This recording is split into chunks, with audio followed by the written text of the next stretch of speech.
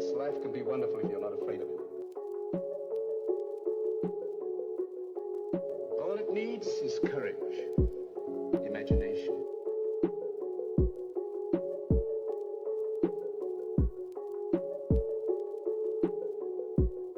What is there to fight for? Everything!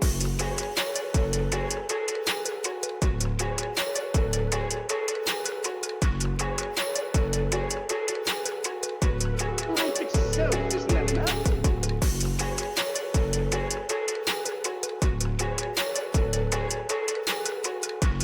What is there to fight for?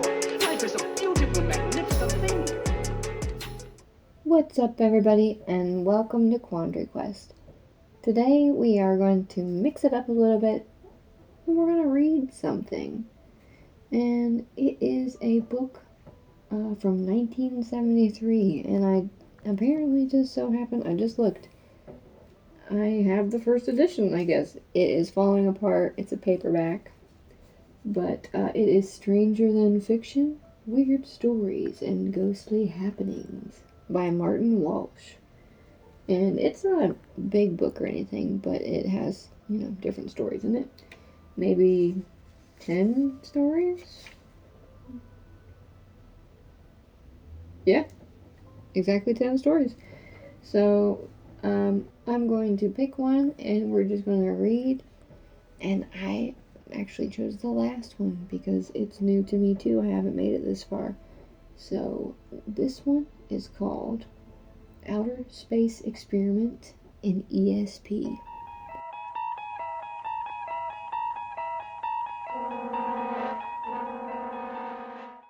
Have you ever had the feeling that something was going to happen to you, and it did? Have you ever had a dream of some event that later came true?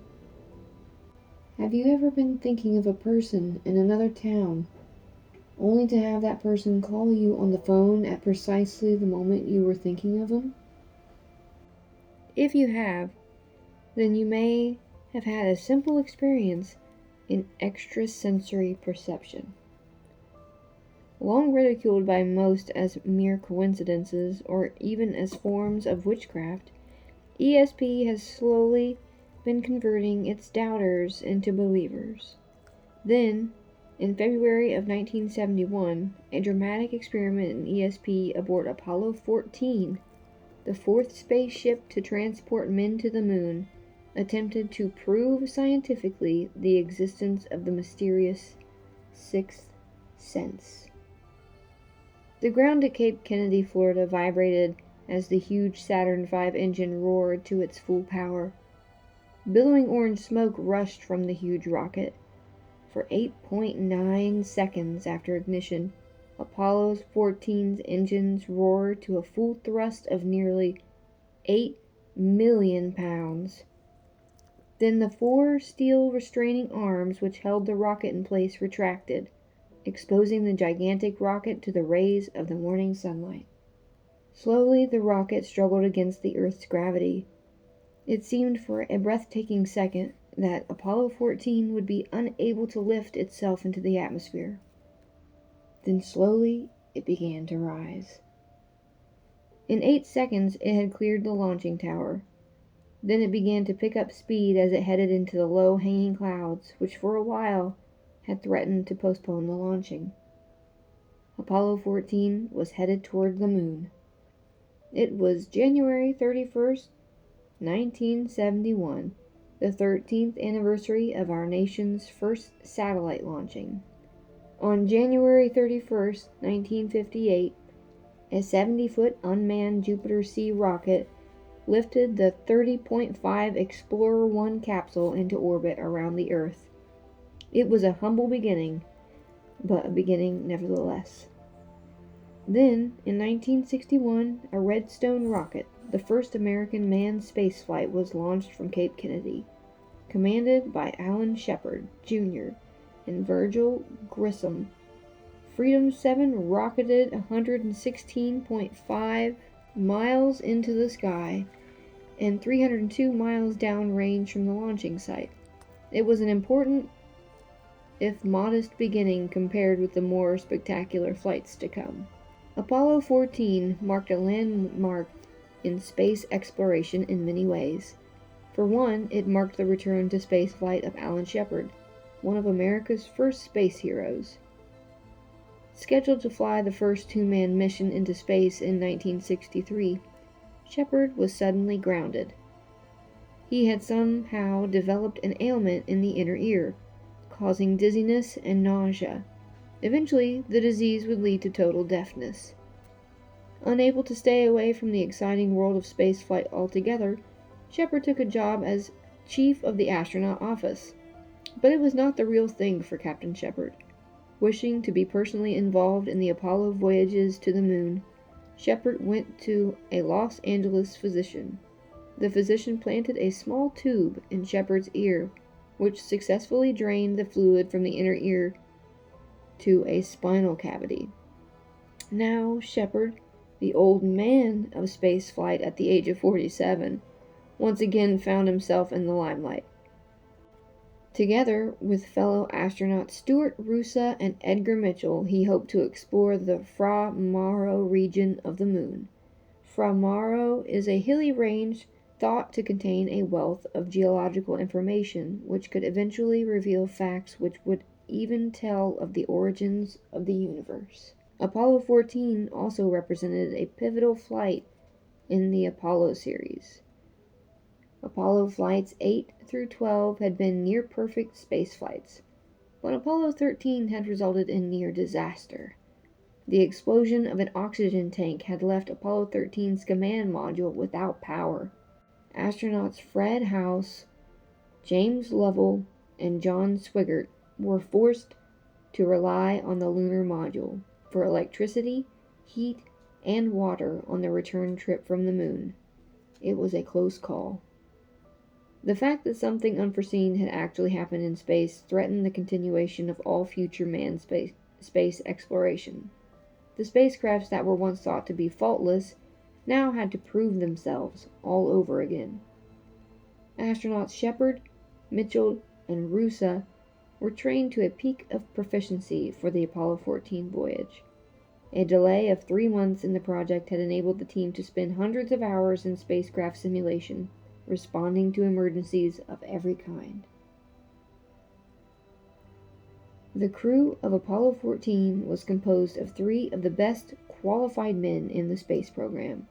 Captain Shepard, the most experienced of the astronauts, was the picture of self-confidence. Despite his 47 years, Captain Shepard had the reflexes and stamina of a man 10 years younger. 38-year-old Major Stuart Roosa, who would pilot the command module as Shepard and Mitchell walked on the moon, was also a veteran of the space program.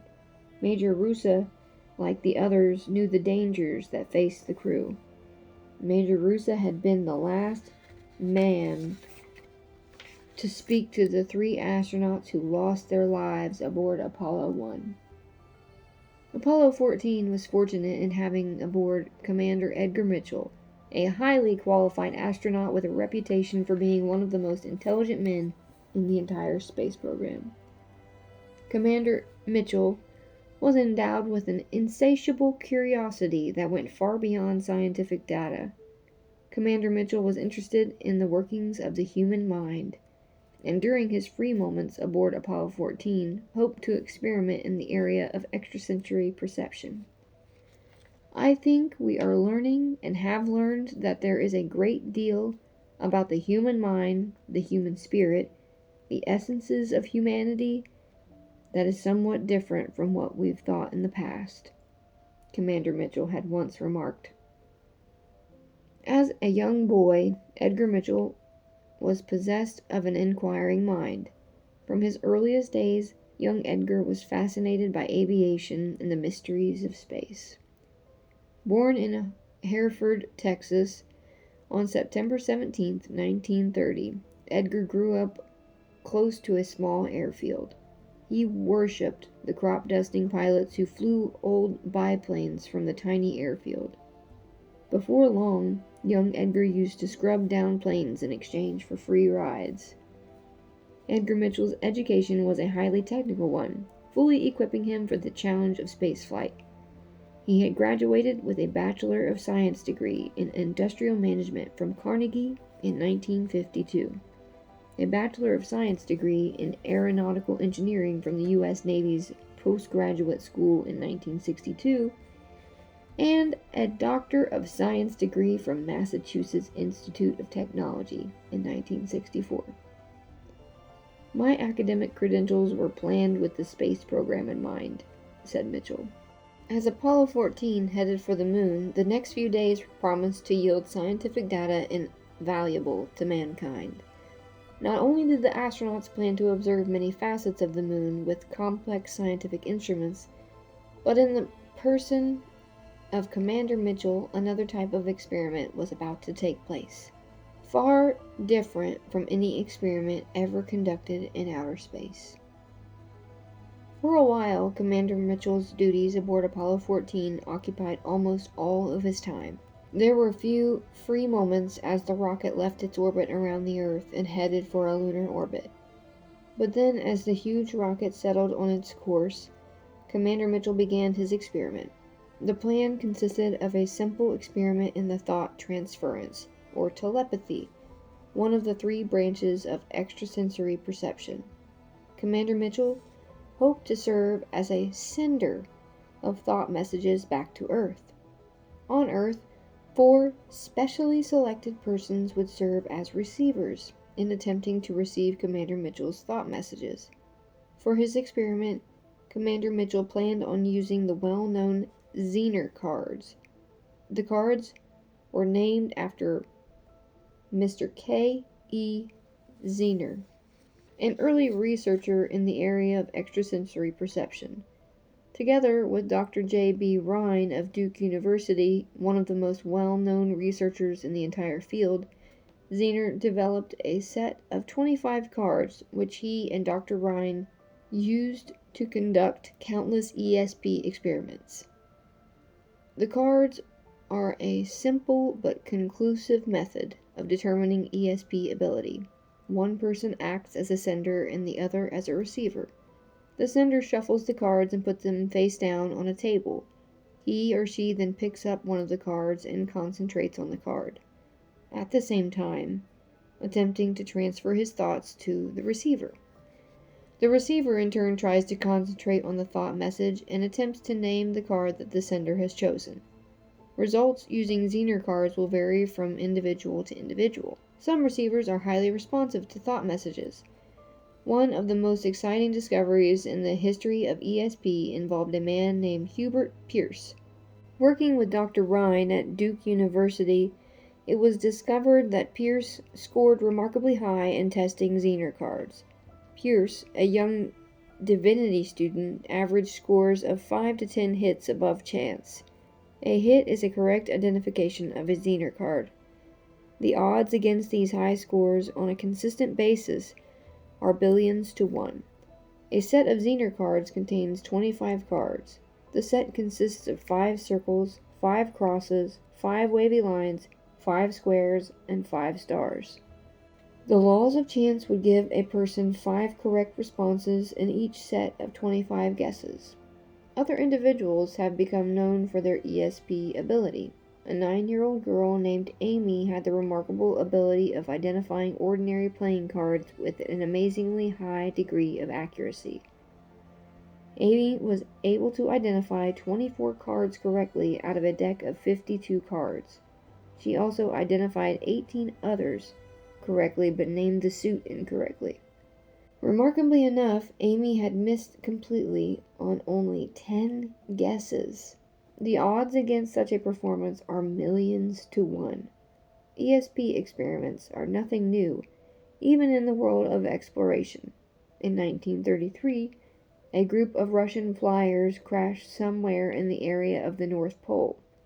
Sir Hubert Wilkins, an Arctic explorer, set out in an attempt to rescue the lost flyers. But before his departure, he agreed to try to contact across thousands of miles Harold Sherman, a well-known mentalist, by way of mental messages.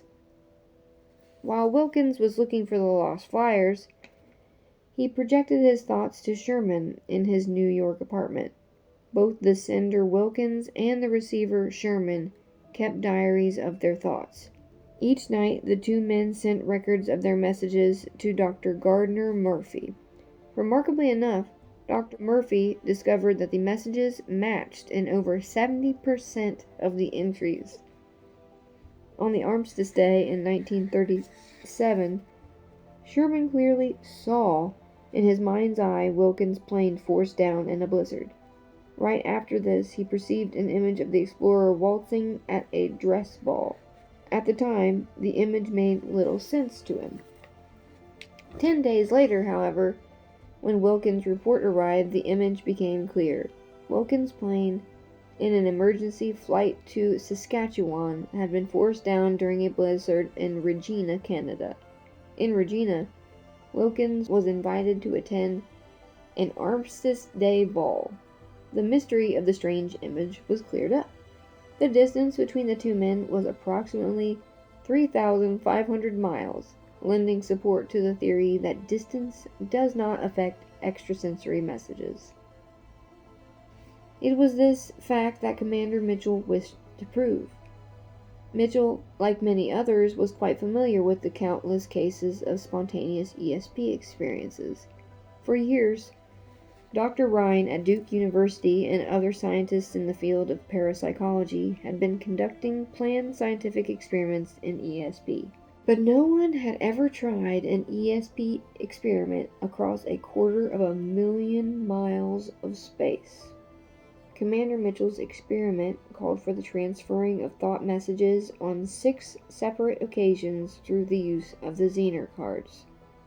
On Earth, 4 specially selected receivers would attempt to record the sequence of cards sent by Mitchell. One of the receivers on Earth was Olaf Jonsson, a Chicago drafting engineer well known for his telepathic ability. Jonsson, who had attracted considerable fame for his psychic feats, claimed to have been aware of his gift since the age of 6. At this time, as time went on, Jonsson amazed his friends with his uncanny ability. Once, when buying a car, Jonsson bargained with the salesman, knowing in his mind the lowest bid that the salesman would accept. Is it Johnson or is it Johnson? The two finally agreed on the exact sales figure that Johnson had predicted. During World War II, Johnson helped the captain of his ship detect unknown minefields on at least 20 occasions. When Johnson was selected for the ESP experiment with Mitchell, he was put through a series of tests. He excelled in all of them. Because of time limitations aboard Apollo 14, Mitchell was only able to conduct his experiment on 4 occasions. On each experiment, Mitchell reshuffled the deck of 25 Zener cards. He then concentrated on each card in its turn, attempting to transfer his thoughts through space back to Earth. On Earth, the 4 receivers working on a prearranged time schedule also focused their thoughts in an effort to receive the messages sent by Mitchell. In Chicago, Olaf Jonsson began each session with at least a half hour of meditation and preparation for reception. In all, Commander Mitchell was able to transfer 8 runs or 200 guesses back to his 4 receivers. However, for Commander Mitchell, interest in ESP was temporarily forgotten as Apollo 14 got closer to the moon. Exciting days of orbiting the moon and then actually walking on the moon followed as millions of amazed viewers watched on television. The results of his ESP experiments would have to wait until Apollo 14 returned to Earth. Apollo 14's safe return and the subsequent picking up of the 3 astronauts in the Pacific Ocean were hailed by a waiting nation. Captain Alan Shepard was overjoyed. I can intuitively tell from what we've done and what we've seen on the surface of the moon that we're bringing back a wealth of information photographically and geologically,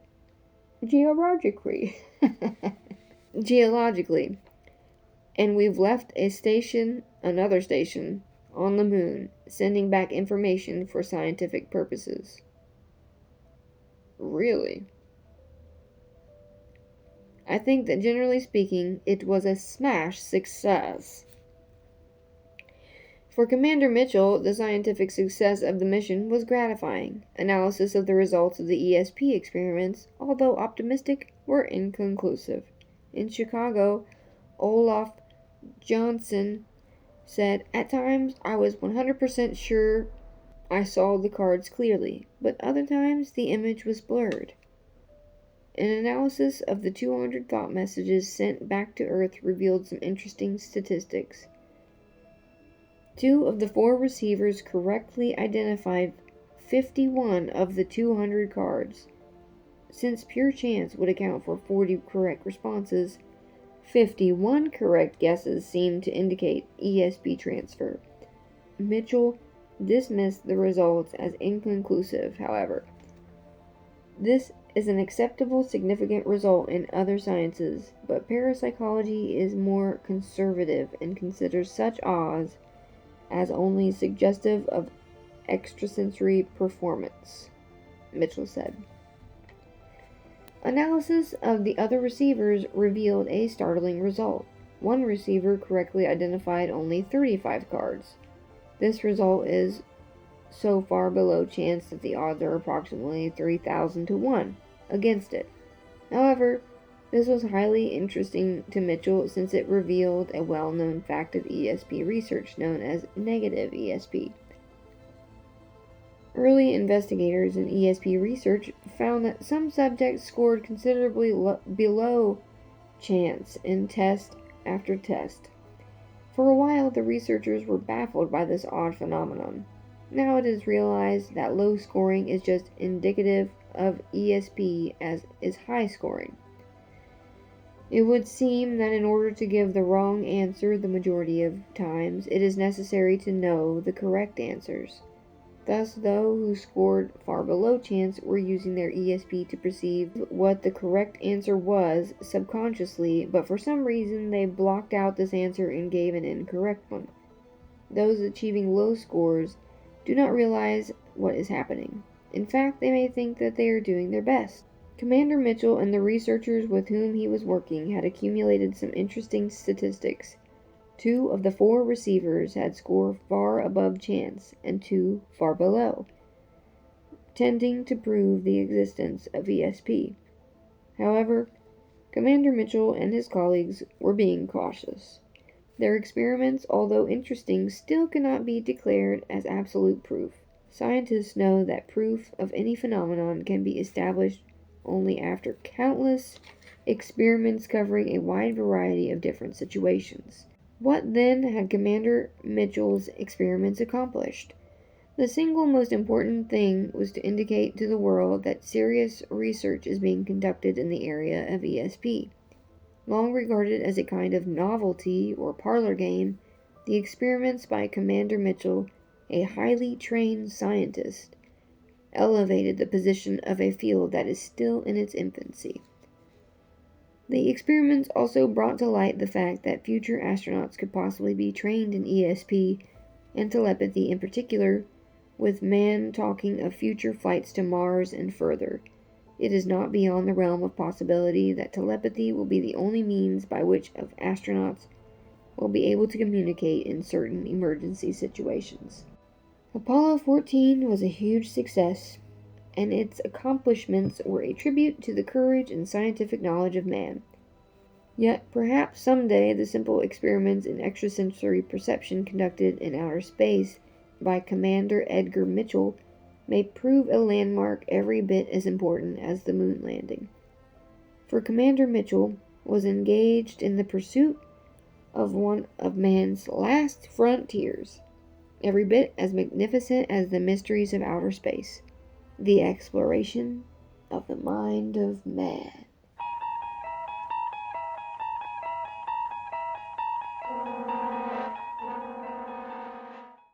I love it. I like the exploration of the mind of man as well. And in the back of the book, they have like a bibliography as well. So they have different things to link back to show that ESP is legit. And I just think it's really interesting that he said that they left a station on the moon. I've never heard that. And he said, and we've left a station, another station, sending back information for scientific purposes. How come they don't talk about that? What station? Are there people in it? They didn't really say that. How? Okay. That was when? 1960 something. 1971. Yeah, 1971. Okay. Computers are a thing, but they're like the size of a house. And so I want to know what they mean by a station. What station? Anybody else know about this? I've never heard about that. There's some other interesting things. I would really like to look up that super duper ESP guy. And if you even believe that they ever went to the moon in the first place, because sure, maybe the old ones were faked, but maybe the new ones were real. Who knows? But honestly, I don't believe it. The first one, anyway. I haven't really watched much footage from the other ones, but the original first initial moon landing in black and white, bullshit. Absolute bullshit. And, I mean, they always say that symbols will be their downfall, and they put out a movie just earlier this year, or the end of last year, called Fly Me to the Moon. And it's literally about faking the moon landing. I always thought that if they did go to the moon, if that was real, the reason that they would show what was happening in the studio instead of what was actually happening up there, why would they want us to know that? They're so secretive. Why would they ever want us to know anything that's happening in space, especially live? What if an alien popped up? There would be mass hysteria. There is no way they are live streaming an alien for the world to see. Not gonna happen. So they made it in a studio, and that's what they broadcast. And there's film footage of Stanley Kubrick saying that he did it. Whether or not that's fake, I don't know. We'll have to do more deep diving on the moon, for sure. But, yeah, very interesting. Very interesting. Edgar Mitchell. I might have to do some more deep diving into him, because I've heard his name several times. I know that he's affiliated with the moon and all that kind of stuff. But the fact that he's, like, deep into the ESP and all that kind of stuff, like mind powers and everything, I find that really fascinating. Because it's hard to find basically a scholar. He went to MIT. I mean, come on. He went to freaking MIT, and he's over here practicing ESP. I mean, there's got to be something to it. Not only that, but we can dive more into this at a later date, and I will, plug some pictures and things in here. But if you go on the CIA website and you go down to the bottom to the FOIA, the Freedom of Information Act, and you type in ESP, you can find all kinds of documents from the CIA about all kinds of mind experiments and all kinds of trials that they were doing with, different kinds of drugs or just the mind in general, remote viewing. And so it makes you wonder, if the CIA is over here trying to figure this stuff out, then how is it fake? They actually have documentation that they've proven that it does happen. It is a thing. And sure, the government lies and shit, but they don't even want us to know that because nobody really does. But you can look for it. And they know that people most likely don't. That's an issue. One of my favorite things is, I don't know where I've heard it, but there's a quote. I don't know where it came from, but it's, in a world filled with easily accessible information, ignorance is a choice. You literally carry around in your pocket something that is more strong, more powerful than what supposedly sent them to the moon. And that's in your pocket. Every day. So, use it. And don't just Google things either. Google fucking sucks, okay? Sure, you can Google it to kind of like, second, kind of, but they turned my VPN off, okay? I have Opera browser, which is awesome, by the way. Except for playing videos, it kind of sucks playing videos still. It's kind of, it's a baby. It's new. It's new-ish. But I love it. It's super customizable, and there's all kinds of like little doodads on the side. And it's really, really neat. But anyway, it has a built-in VPN. And at the top, there's a little blue square. And when it is blue, the VPN is turned on. And the other day, I went on Google on there, and, I look up, and the blue squares, it's not blue. And so I click it, nothing happens. I click, nothing happens. So I'm like, well, shit, did I delete the, did I delete it? Because it's an attachment, an add-on. It's an add-on to the Opera browser. So I go and I try to find it. No, I didn't delete it. It's working. So I go to another website and type in stuff, and sure enough, the VPN is on. It's working. So I click all through all kinds of tabs of different sites. They're all blue. They're all fine. Except for Google.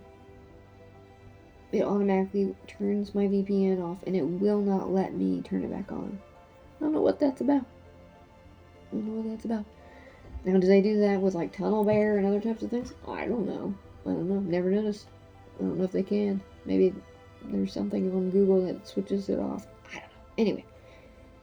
Anyway, there's lots of stuff that you can research. Archive.org.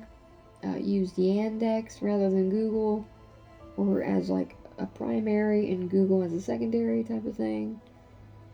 There's all kinds of places out there. PubMed and, the NIH website. There's the LOC.gov, the Library of Congress.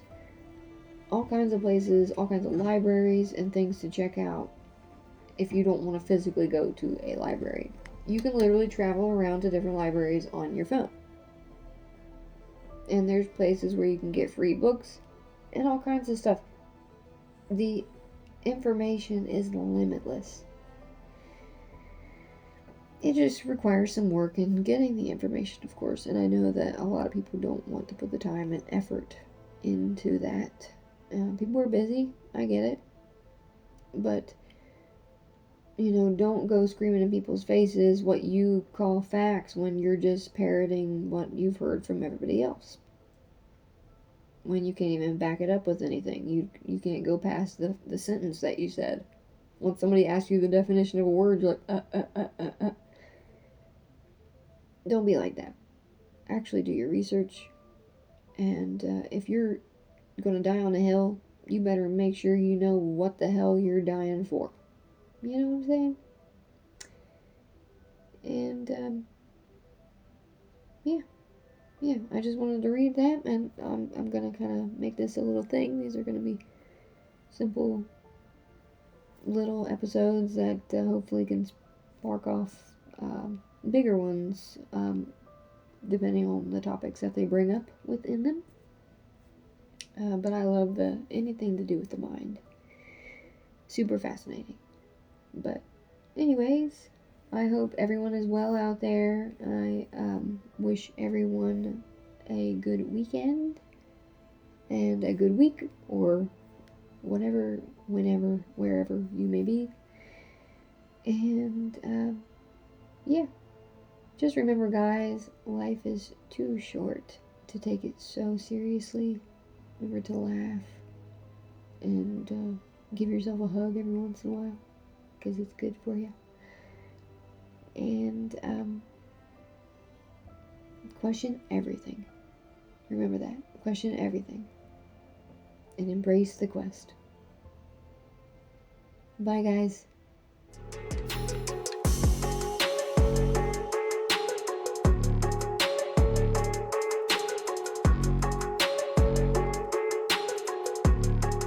The trouble is you won't fight. You've given in, continually dwelling on sickness and death.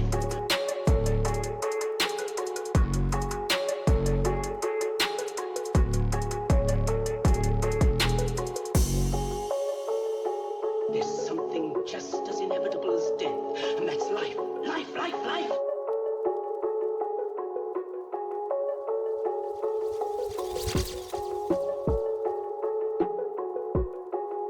Think of the power that's in the universe, moving the